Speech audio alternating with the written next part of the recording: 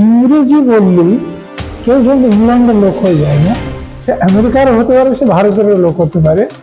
কিন্তু বাংলা ভাষা বললেই কেউ বাংলাদেশি হয়ে যায় না, সে বাংলাদেশের লোক হতে পারে, পশ্চিমবঙ্গের লোক হতে পারে, অন্য জায়গার লোক হতে পারে। এবং তার ব্যাপারে রাজ্যের মুখ্যমন্ত্রী তথা পুলিশ মন্ত্রী প্রকাশ্য সভায় কি বলেছিলেন? বলেছিলেন যে তুই জীবনতলা বাস স্ট্যান্ড আছে, ওখানে বাস স্ট্যান্ড হবে কি, তুই তো ওখানে মারামারি করিস, বোমা বানিয়েছিস। এই যে সুপ্রিম কোর্টের রায়ের বিরুদ্ধে গিয়ে বিজ্ঞপ্তি জারি হয়েছে, এই রায়টা ভালোভাবে হাইকোর্টে যদি দেখাতে পারতেন তাহলে কিন্তু এই বিজ্ঞপ্তি খারিজ হয়ে যেত। এটা বাংলায় কথা বলে বলা হচ্ছে বাংলাদেশি, এটা নিয়ে আপনার স্যার বক্তব্যটা কি আছে? এর দুটো দিক আছে। যেমন আমাদের দেশ ভাগ হওয়ার সময় বাংলা ভাষীদের সব থেকে বড় অংশটা তখন পূর্ব পাকিস্তান হয়েছিল, এখন বাংলাদেশ। তারপরের যে বড় অংশ সেটা আমাদের পশ্চিমবঙ্গ। আপনারা জানেন যে অবিভক্ত বাংলার 62% পূর্ব পাকিস্তান হয়েছিল, এখন বাংলাদেশ। 38% পশ্চিমবঙ্গ ছিল, এখন পশ্চিমবঙ্গ আছে। তাছাড়া বাঙালিরা ত্রিপুরাতে এবং আসামের অনেকগুলো এলাকায়, যেমন বরাক উপত্যকায় বহুলভাবে বসবাস করেন। এবং বাঙালিরা আমাদের ভারতের বাইরেও, ভারতে তো বটেই, যে আপনি যদি, আমি অবিভক্ত বিহারে একটা অনুষ্ঠানে রাঁচিতে গিয়েছিলাম, তখন জেনে গেলাম যে বিহারে বাঙালিদের হার 26%। এবং এখন যে ঝাড়খণ্ড তৈরি হয়েছে, ঝাড়খণ্ডে বাঙালিদের হার 35%, যথেষ্ট বেশি। এবং ভারতের বাইরে আপনি যদি লন্ডনে যান, আমি গিয়েছি, তো সেখানে প্রচুর বাঙালি পাওয়া যায়। আবার আপনি নিউ ইয়র্কে আমি গিয়েছি, বোস্টনে গিয়েছি, পোস্টারে গিয়েছি, সেখানে প্রচুর বাঙালি আছে। অর্থাৎ বাঙালিরা আমাদের পশ্চিমবঙ্গের বাইরেও বাংলাদেশে আছে, আমাদের ত্রিপুরাতে আছে, অসমে আছে, অন্যান্য প্রদেশগুলোতে আছে, দিল্লিতে আছে, উত্তরপ্রদেশে আছে, বিহার ঝাড়খণ্ডে আছে, এবং ভারতের বাইরেও বিভিন্ন জায়গায় আছে। যেমন ইংরেজি ভাষী লোক ইংল্যান্ডে যেমন আছে, পৃথিবীর প্রায় এখন সব দেশেই আছে। অর্থাৎ ইংরেজি বললেই কেউ যখন ইংল্যান্ডের লোক হয়ে যায় না, সে আমেরিকারও হতে পারে, সে ভারতেরও লোক হতে পারে। কিন্তু বাংলা ভাষা বললেই কেউ বাংলাদেশি হয়ে যায় না, সে বাংলাদেশের লোক হতে পারে, পশ্চিমবঙ্গের লোক হতে পারে, অন্য জায়গারও লোক হতে পারে। এটা একটা দিক।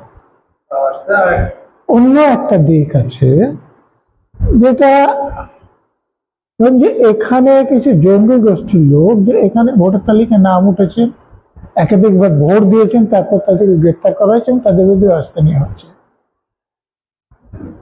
আবার মালদার হরিশ্চন্দ্রপুর বা এরকম কোনো একটা জায়গায়, কি লাভলি বা এরকম কোনো নাম, খাতুন, লাভলি খাতুন বা এরকম, তাকে প্রধান করে দেওয়া হয়েছিল। পরবর্তীকালে দেখা গেল যে তিনি বাংলাদেশের নাগরিক। অর্থাৎ অন্য কোনো রাজ্যে বাংলা ভাষায় কথা বললেই তাকে বাংলাদেশে দাগিয়ে দেয়, যেরকম অন্যায়, কিন্তু এখানে বিদেশি কোনো নাগরিককে এখানের নাগরিক বলে তাকে পদে বসিয়ে দেয়, এটা অন্যায়। দুটো দিক দেখতে হবে। আপনারা তো দেখেছেন, তদন্ত করার পর পুলিশ যাদের ধরেছে তারাও শাসক দলেরই লোক। অর্থাৎ শাসক দলের লোকদের কে তোলা তুলবে, কে কাটমানি তুলবে, কে কমিশন খাবে, সেইটার দখল নিয়ে লড়াই। এবং ভাঙড়ে এখন যিনি নেতৃত্ব দিচ্ছে, তিনি কে আপনারা বলুন তো? তিনি কি শাসক দলে ছিলেন আগে? বলুন তিনি কোন দলে ছিলেন? এবং তার ব্যাপারে রাজ্যের মুখ্যমন্ত্রী তথা পুলিশ মন্ত্রী প্রকাশ্য সভায় কি বলেছিলেন? বলেছিলেন যে তুই জীবনতলা বাস স্ট্যান্ড চাইছি, ওখানে বাস স্ট্যান্ড হবে কি, তুই তো ওখানে মারামারি করিস, বোমা বানিস। আপনি চিন্তা করুন, রাজ্যের মুখ্যমন্ত্রী তথা পুলিশ মন্ত্রী যে লোককে বলছে তুই মারামারি করিস আর বোমা বাঁধিস, পুলিশের কি করা উচিত? পুলিশ মন্ত্রী যদি জানেন যে একটা লোক বোমা বাঁধে, তাহলে পুলিশের কি করা উচিত বলুন? অ্যারেস্ট করা হচ্ছে, তার কাছ থেকে বোমাগুলো উদ্ধার করা হচ্ছে।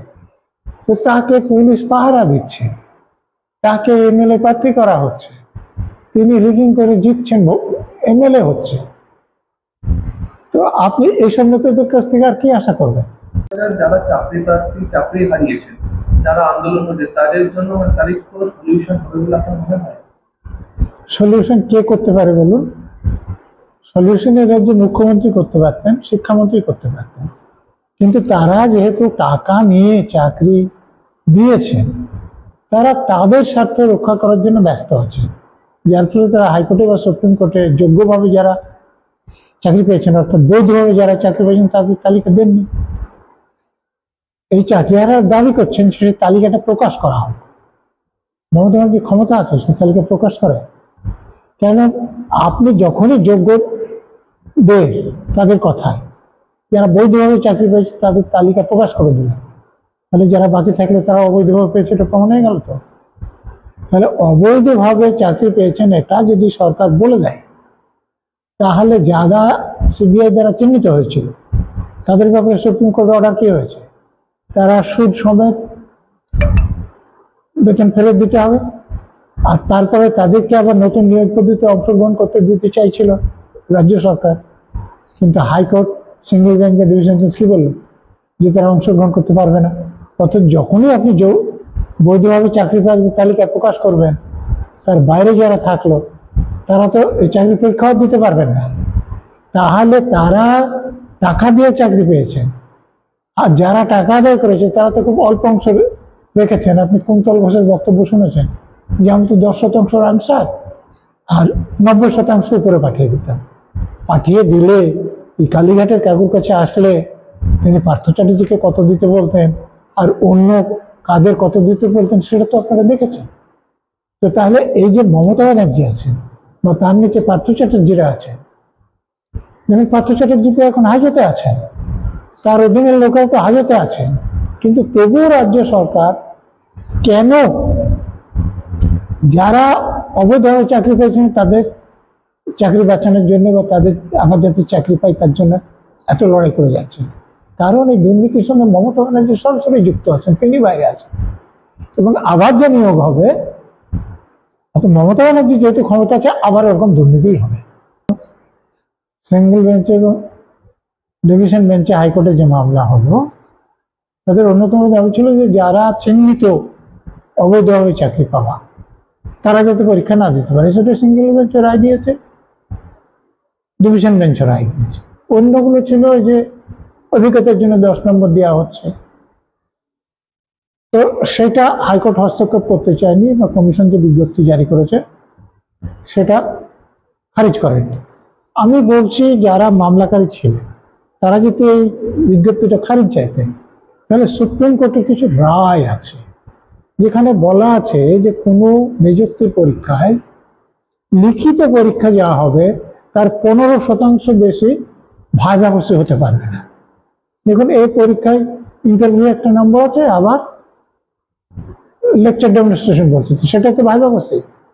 এই যে সুপ্রিম কোর্টের রায়ের বিরুদ্ধে গিয়ে বিজ্ঞপ্তি জারি হয়েছে, এই রায়টা ভালোভাবে হাইকোর্টে যদি দেখাতে পারতেন তাহলে কিন্তু এই বিজ্ঞপ্তি খারিজ হয়ে যেত।